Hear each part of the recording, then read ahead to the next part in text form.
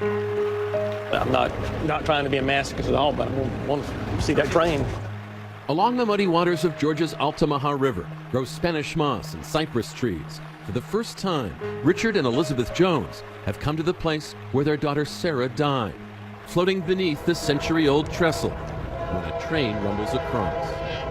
Okay. I want to experience it. I want to see what it's like. Oh my God, how fast is that going? They have come in search of a kind of closure, yet this day also brings painful reminders of their loss. They couldn't get out of the way.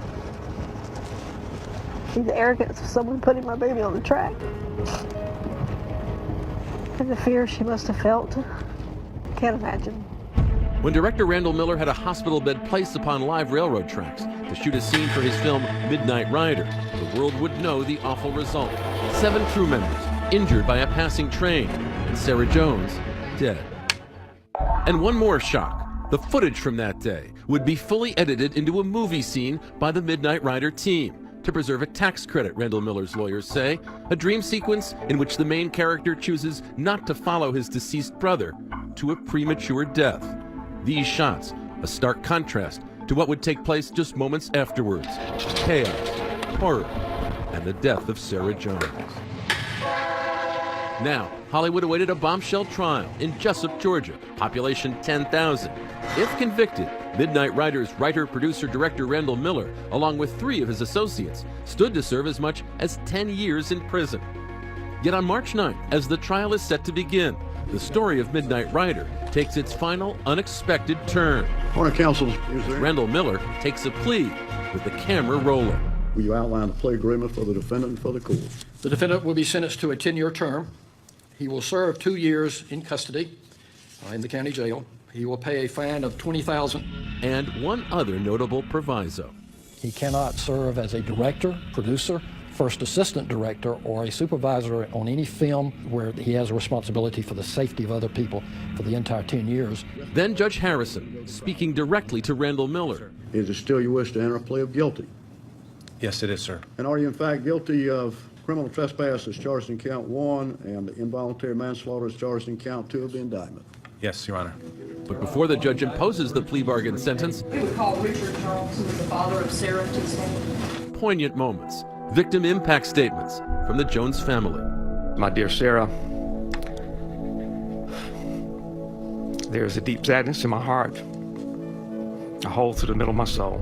A beautiful human being and a bright light source was stripped away from what I believe was rooted in selfishness. Sarah always gave you her better side, her uncontested presence of who she was, and you knew where she stood on most any subject. She was genuine, she was down to earth. Then, with some reluctance, the judge accepts the plea. The plea is knowingly, intelligently, and voluntarily made. The plea may be entered. Randall Miller becomes the first director in the history of the movies to go to jail for a death on the set. It was a very big deal because in California that they're invincible. It showed that directors and producers are in fact responsible and can be held responsible if a crew member dies.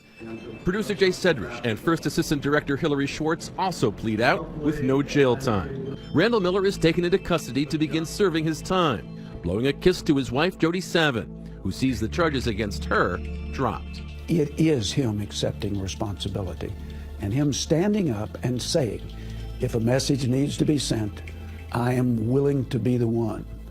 Because in the last analysis, I didn't make sure that everything was working right. I believe it sends a message, frankly, that if you do not respect those that you're in charge of, that you may end up behind bars. Randall Miller declined to speak with 2020, but in a statement, he said he pled guilty in part out of respect for the Jones family and to not put them through a difficult trial. I am heartbroken over this. It's important that the life of someone who did not deserve to die stands for something. And in this case, I think that Sarah's death will save other people. Sarah Jones' death galvanized members of the filmmaking community, who vowed to again make safety the top priority. Never again let someone's daughter die. And I give a lot of credit for Sarah Jones's family and others in the industry who have really come forward to try to make that happen. People will not forget Sarah Jones. We are. We are. We are. Sarah Jones. Sarah Jones. Sarah Jones. The industry Sarah so loved, to which she dedicated and lost her life, has responded, putting out safety PSAs. Countless movies and TV shows using slates like the ones she once held that mark every shot with a tribute to Sarah. Nowhere is her memory more cherished than on the Vampire Diaries set, where the first shot of the day is called the Jonesy as a safety reminder. The first shot is dedicated to Sarah Jones. Here we go, the Jonesy's up. Jonesy B mark. Where safety briefings like this one are a common occurrence. Quick safety notes for the day, again, a reminder. Where her loss remains unfathomable and images of her remain unforgettable. As star Matthew Davis recalls. The last day I ever saw Sarah, we'd rented some bikes and we're just bombing around Amsterdam and had just the best time together. I feel as blessed as I do that my memories of her are so positive and so wonderful. We feel so blessed. I've had a daughter. To have had her for 27 years was wonderful. So, do you think safety on that trestle was the responsibility of the director, Randall Miller? And is the possibility of just 1 year in jail punishment enough? Let us know on our Facebook page and Twitter. Use the hashtag ABC2020.